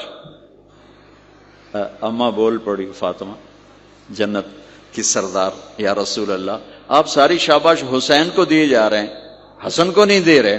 آپ نے کہا فاطمہ یہ جبریل میرے پاس کھڑا ہوا ہے، یہ بھی حسین کو شاباش دے رہا ہے، تو اس کے پیچھے میں بھی حسین کو شاباش دے رہا۔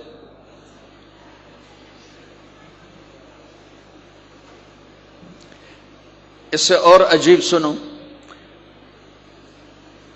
آپ فرض نماز پڑھا رہے ہیں، فرض نماز، نفل نہیں، گھر میں نہیں، مسجد میں، اور آپ سجدے میں گئے اور حسن نے چھلانگ لگائی اور کمر پہ جا کے بیٹھ گئے، اور اینجے مندہ کرسی تو ٹھوک کے بیٹھ جانا۔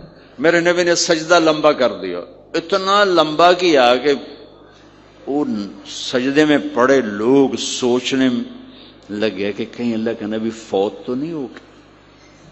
تو جو سامنے والی صف تھی انہوں نے یوں کر کے دیکھا، بھی چکر کیوں، پچھلوں کو تو نظر نہیں آنا، انہوں نے اینج کر کے دیکھا تو دیکھا تو حسن سجدے اوپر چڑھے ہوئے۔ تو ایک صحابی جو قریب تھے انہوں نے ایسے ہاتھ آگے بڑھایا اتارنے کے لیے، تو میرے نبی نے بغلوں سے دیکھا کہ ایک ہاتھ آگے آ رہا ہے، تو آپ نے سجدے میں یوں کیا، میرے بچے کو کچھ نہ کہو، جب تک حسن نہیں اترے آپ سجدے میں پڑے رہے۔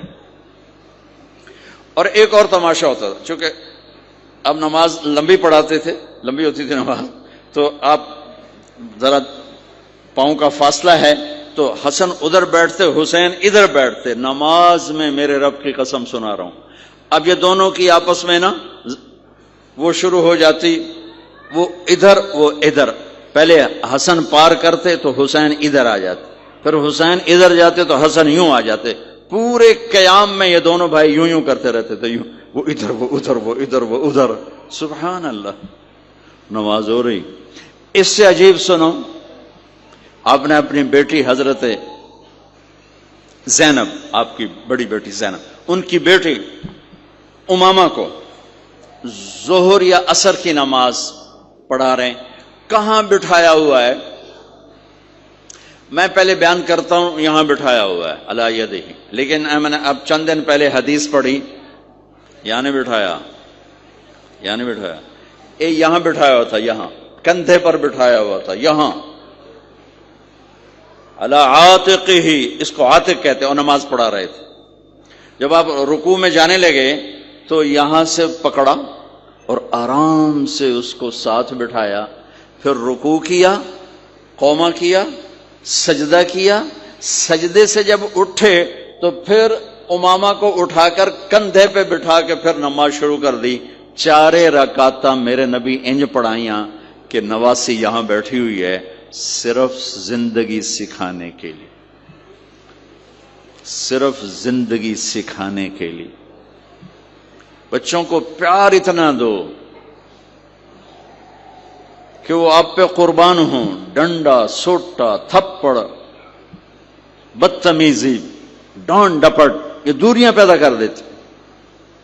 بہت چھوٹی عمر میں نے سگریٹ پینے شروع کر دی. کچھ 7-8 سال کی عمر میں نے سگریٹ پینے شروع کر دی.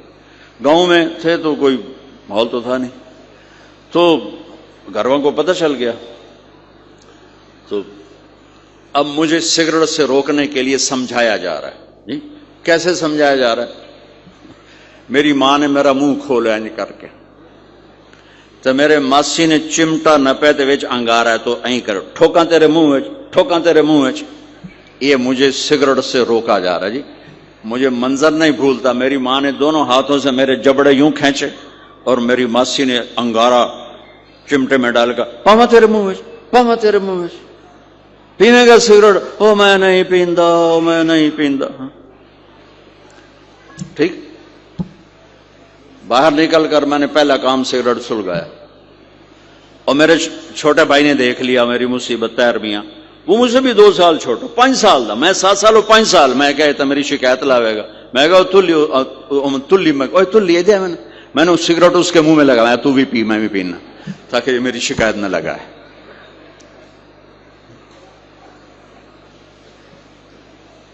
تو آج کے ماں باپ بڑے جاہل ہیں، ہم بڑے ایجوکیٹڈ ہیں، میں کہتا ہوں انتہائی جاہل ہیں، جنہیں بچے کو لے کے چلنا نہیں آتا، جنہیں رشتوں کی قدر نہیں. انہوں نے خاک پڑا ہے، کاغذ کی ڈگریوں کو علم بنا کے پھرتے ہیں، جس سے میرے نبی کی زندگی کا پتہ نہیں. اللہ کی قسم جانور سے بدتر ہے، جاہل ترین ہے جسے اپنے آقا کی زندگی کی خبر نہیں. حضرت حسن آپ کے پیٹ پر بیٹھے ہوئے، آپ ان کے ساتھ کھیل رہے ہیں، اچانک حسن نے پیشاب شروع کر دیا. مجھے یاد نہیں، میرے بچے بچیاں ماشاءاللہ، میں نے ان کو اٹھایا ہوا تھا اور مجھے پیشاب محسوس ہوا تو میں نے اسے بیٹھے رہنے دیا ہو. مجھے یاد، میں اسی وقت پیچھے یا منجی تے سٹیا یا ہیٹھاں سٹیا پیشاب اتنے کرتا الو جائے نے. ٹھیک، میرے نبی پاک صلی اللہ علیہ وسلم کے نواسے حسن آپ کے پیٹ پر بیٹھے تھے، پیٹ ننگا تھا، تو آپ ان کے ساتھ کھیل رہے تھے تو انہوں نے پیشاب شروع کر دیا. میرے نبی ایسے بے حس و حرکت ہو کہ کہیں بچے میری حرکت سے بچے کا پیشاب نہ رک جائے، تو آپ ایسے ہو گئے، تو پورا پیشاب کیا اور آپ ہلے نہیں. جب وہ پیشاب سے فارغ ہوئے پھر آپ اٹھے اور بچے کو الگ بٹھا کر اپنے جسم پہ پانی ڈال کے اپنے آپ کو صاف کر کے تو آگے دوبارہ ان کے ساتھ کھیلنا شروع کر دیا. میں آپ کو اپنی نبی کی وہ زندگی بتا رہا ہوں جس کو اپنانے سے میری زندگی بھی خوبصورت ہو جائے گی، آپ کی بھی. ہم فخر سے کہتے ہیں ہمارے نبی نے چاند کے 2 ٹکڑے کر دیے، معراج پہ آسمان چیر کے چلے گئے. یہ بہت بڑے معجزات ہیں، لیکن میرے نبی کا سب سے بڑا معجزہ ہے کہ ہمیں ایک خوبصورت زندگی سکھا کر گئے. آپ کے اخلاق، میرے نبی کے اخلاق میرے نبی کا سب سے بڑا معجزہ ہے. حسن کو آگے بٹھایا ہوا تھا رضی اللہ عنہ علیہم السلام، تو ان کو ایسے زبان دکھاتے حسن کو تھا، تو حسن اس کو پکڑنے کی کوشش کر، جو ایسے ہاتھ مارتے تو آپ زبان منہ میں کر، اچھا وہ ہنس پڑتے، بچہ ہنس پڑتا. تو پھر اس کے بعد آپ یوں کرتے تو پھر حسن آگے ہاتھ مارتے، پھر آپ زبان منہ میں کر لیتے، پھر وہ یہ کرتے ہنستے، پھر آپ چپ ہو جاتے. کتنی دیر آپ حسن کے ساتھ یہ کھیل کھیلتے. اب گلی میں گزر رہے ہیں بچے کھیل رہے تھے، بچوں میں حسین کھیل رہے تھے، تو آپ نے کہا پکڑو بھائی حسین کو پکڑو بھائی، تو وہ آگے بھاگے، تو آپ پیچھے جان بوجھ کے جیسے ہم کرتے ہیں وَجَعَلَ السَّبِيُّ يَلْعَبُ هَا هُنَا وَهَا هُنَا، جب وہ ادھر جاتے تو آپ آگے ہو جاتے، وہ ادھر آتے آپ ادھر ہو جاتے، پوری گلی یہ تماشا دیکھ رہی ہے، اور حسین کبھی آگے بھاگ رہے کبھی پیچھے بھاگ رہے، اور آپ جان بوجھ کے اس کو پکڑ نہیں رہے، ہاں پکڑو بھائی پکڑو بھائی پکڑو بھائی، اور وہ بڑے ہنس رہے ہیں کہ آج میرا نانا تو میں نے نپ ہی نہیں سکتا۔ تو یہ تھوڑی دیر جب یہ کھیل چلتا رہا، پھر آپ نے ان کو کہا یہ پکڑ لیا اور اٹھایا اور ہونٹ چومے اور ماتھا چوما، کہ حسین مجھ سے ہے میں حسین سے، حسین مجھ سے ہے میں حسین سے۔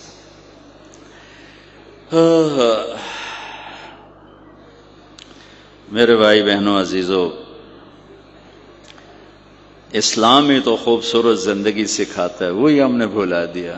کپڑے کیسے ہوں، ٹائی کیسی ہو، کوٹ کیسا ہو، گاڑی کیسی ہو، کھانا کیسا ہو، لباس کیسا ہو، سواری کیسی ہو، گھر کیسا ہو، ڈرائنگ روم کیسا ہو، میچنگ کیسے ہو، بھلا اس کو زندگی تھوڑا ہی کہتے ہیں۔ تو آپ سب سے کہتا ہوں کہ اپنے نبی کی زندگی اور سیرت کو پڑھیں، اس کو سیکھیں۔ یہ تبلیغ کا کام ایک عملی محنت ہے، سیکھنے۔ ان بچوں پر محنت کر رہے ہیں کہ اللہ کرے یہ پروان چڑھے تو ان کے اندر اللہ اس کے رسول کا پیار ہو، تو پھر یہ خود ہی چلنا شروع کریں گے۔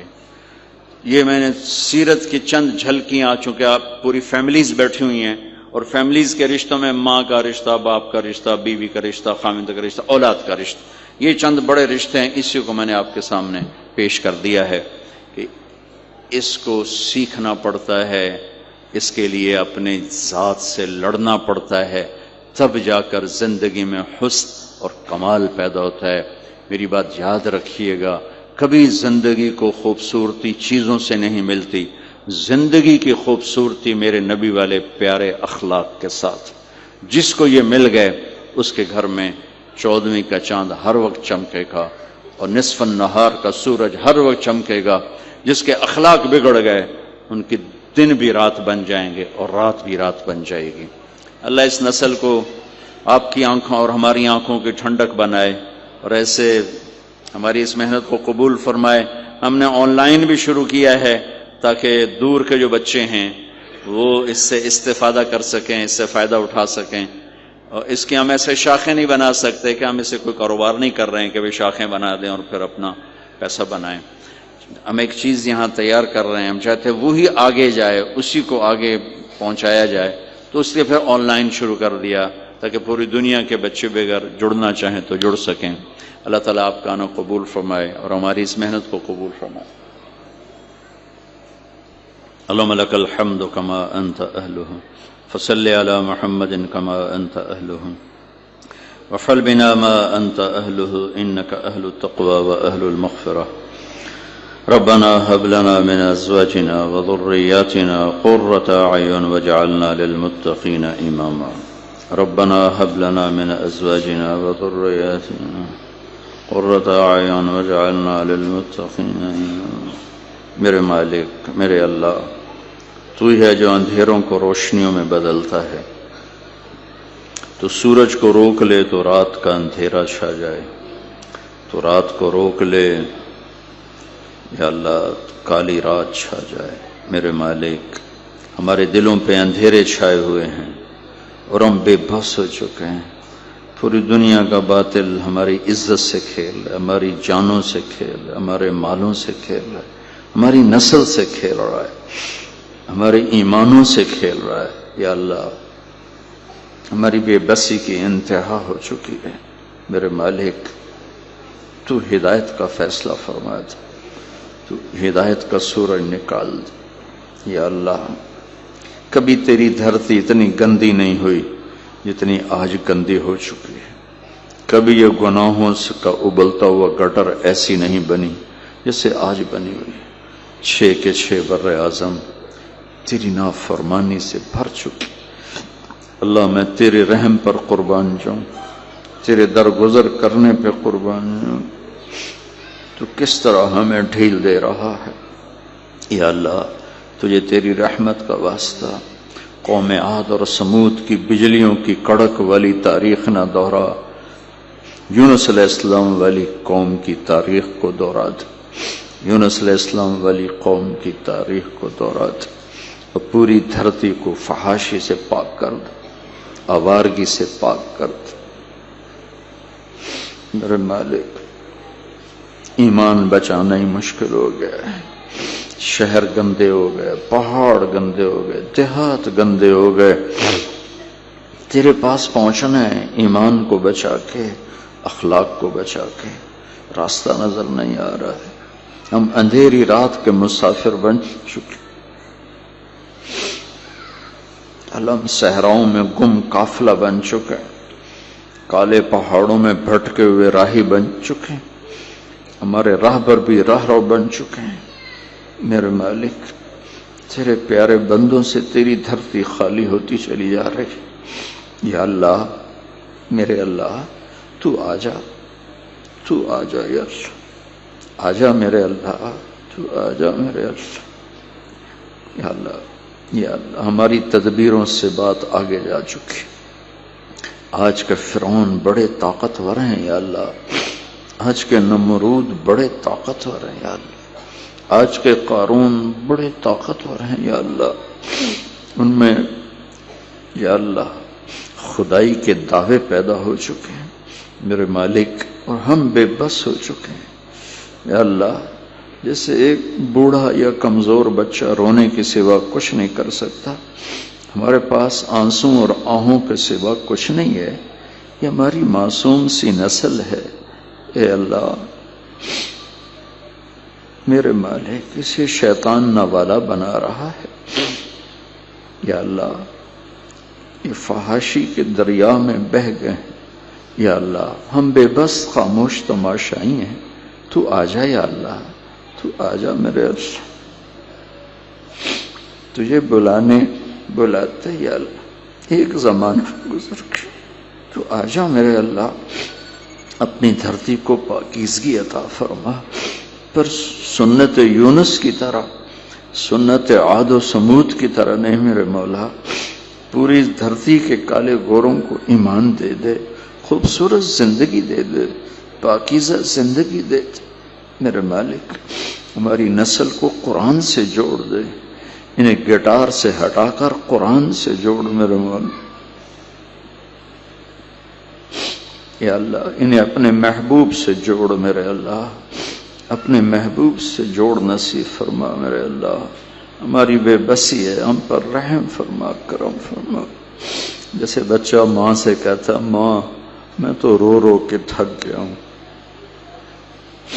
میری بات مان لے میرے مالک، تیری عزت کی قسم، تھک گئے، ہڈیاں بھی چور چور ہو گئی میرے اللہ، فیصلہ تو کرتا ہے، ہدایت تو تیرے ہاتھ میں، دلوں پر تو تیرا راج ہے یا اللہ۔ تیرے سوا کون ہے جو دل کے تالے کھولے، تیرے سوا کون ہے جو دل کے دروازے۔ ہماری دنیا بھی لٹی پڑی ہے، دین بھی لٹا پڑا ہے، جان پر بھی آفت ہے، مال پر بھی آفتیں ہیں، عزت آبرو ایمان پر بھی آفات ہی آفات ہیں یا اللہ۔ تیرے وہ بندے جن کی تو فعل تو فیصلے بدلتا ہے، ان سے بھی تیری دھرتی خالی ہوئی پڑی ہے، اب ہم تجھے کس کا واسطہ دیں؟ تجھے تیری ذات کا ہی واسطہ دیتے ہیں، تجھے تیرے محبوب کا واسطہ دیتے ہیں، ان کے مدینے کی راتوں کی دعاؤں کا واسطہ دیتے ہیں۔ جب سارا مدینہ سویا ہوتا تھا، تیرے حبیب کی آہیں، فریادیں، چیخیں تیرے عرش کو ہلا رہی ہوتی تھی، اور وہ صرف اپنے صحابہ کے لیے نہیں مانگ رہے ہوتے تھے، وہ پوری امت کے لیے روتے تھے، تڑپتے تھے۔ یا اللہ، تو نے ہی جبریل کو ان کے پاس بھیجا تھا کہ میرے محبوب کیوں رو رہے ہیں آپ؟ تو یا اللہ، تجھے تو سب معلوم ہے، لیکن ہم اپنا دکھ سناتے ہیں۔ تو یا اللہ، تیرے محبوب نے فرمایا تھا مجھے میری امت کا غم رلا رہا ہے، تو یا اللہ تو نے اپنے حبیب سے فرمایا تھا میں آپ کو آپ کی امت کے بارے میں خوش کر دوں گا، راضی کر دوں گا۔ یا اللہ میرے مولا، میرے آقا بے بسی کی انتہا ہو چکی، تڑپتے ہوئے لاشیں، عزتیں نیلام ہیں، چور ڈاکو بادشاہ ہیں، انصاف کو بیچنے والے قانون دان ہیں، دھوکے باز تاجر ہیں۔ یا اللہ صبح ہی نہیں ہو رہی میرے لیے، اتنی مدت گزر، دن ہی نہیں چڑھ رہا میرے۔ یہ دن تو 10 گھنٹے کے بعد طلوع کر دیتا ہے، 8 گھنٹے کے بعد، 12 گھنٹے کے بعد نکال دیتا ہے۔ میرے اللہ یہ تیری امت کی رات کو تو 300 سال ہو گئے، کب صبح ہوگی؟ بڑا جی چاہتا ہے مرنے سے پہلے تیرے حبیب کی امت کی صبح دیکھے۔ رات میں پیدا ہوئے، رات میں پروان چڑھے، رات میں ڈھلوان پہ پہنچ گئے، 2-4 گام فاصلہ رہ گیا، صبح نہیں دیکھی، باہر نہیں دیکھی۔ یا اللہ میرے مالک، میرے آقا، اپنے حبیب کی امت کی بہار دکھا دے، صبح دکھا، باطل کو ٹوٹتا دکھا دے، باطل کے نقشوں کو بکھرتا دکھا دے، انسانیت کے لیے ہدایت کا در کھلتا دکھا دے۔ عرب انسان تجھے جانتے ہی نہیں، تیرا نام ہی نہیں جانتے، اربوں انسان تیرا شریک ٹھہرا کے بیٹھے، کوئی پتھروں پہ گر گیا، کوئی قبروں پہ گر گیا، تیرے سامنے گرنے والوں سے دھرتی خالی ہو رہی ہے۔ یا اللہ مہربانی کر، یہ ہمارے معصوم بچے، ان کی دامن پہ کوئی گناہ نہیں ہے، ہم ان کی طفیل تیری بارگاہ میں فریاد کرتے ہیں۔ میرے مولا ہماری دنیا بھی بھلی کر دے، ہماری آخرت بھی بھلی کر دے، ہماری جسمانی بیماریاں بھی دور کر دے، روحانی بیماریاں بھی دور کر دے، پوری دنیا کو اور اس دیش کو خاص طور پر امن کا، محبت کا، پاک دامنی کا، طہارت کا کہورا۔ میرے آقا بس ہو گئی، ساز خاموش، فریاد سے معمور ہیں، ہمارے ساز خاموش ہو چکے، ہمارے ساز کی تاریں ٹوٹ چکی، ہمارے مضراب بھی میرے مولا بج بج کے تھک چکے۔ کریم اللہ مہربان، تجھے تیرے محبوب کی آہوں کا واسطہ، ان کے آنسوؤں کا واسطہ، ان کے ٹوٹے ہوئے دانتوں کا واسطہ، یار ہماری بے بسی ہمیں چارہ ساز بن، ہماری پشت پہ آ جا، ہمارا پشت پناہ بن جا، ہمارا وکیل، کفیل، حفیظ، نصیر بن جا، ہمیں ہماری نسلوں کے ساتھ عافیت، سلامتی والی زندگی دے، ایمان والی موت دے، سلامتی والی موت دے، ہسپتالوں کی موت سے بچا، موذی امراض کی موت سے بچا، سلامتی والی واپسی مقدر فرما۔ وہ دن جب تیرے سامنے آئے ہیں، ہماری زندگی کا سب سے خوبصورت دن، جب تیری بارگاہ میں پیشی ہو تو سب سے خوبصورت گھڑی ہو، تو ہمیں دیکھ کے مسکرا، ہم تجھے دیکھ کر مسکرا۔ میرے مولا دامن تو خالی ہے، پر جس سے مانگ رہے ہیں وہ بڑا سخی ہے، تیری سخاوت کو سامنے رکھ کے مانگ رہا ہوں میرے مولا، انہیں تو سارے فقیر بیٹھے ہیں، فقیرنیاں بیٹھی ہیں، سب خالی ہاتھ ہیں، خالی دامن ہیں، دامن پہ گناہ کے دبوں کے سوا کچھ ہے ہی نہیں، پیش کیا کریں، بے بسی پیش کریں۔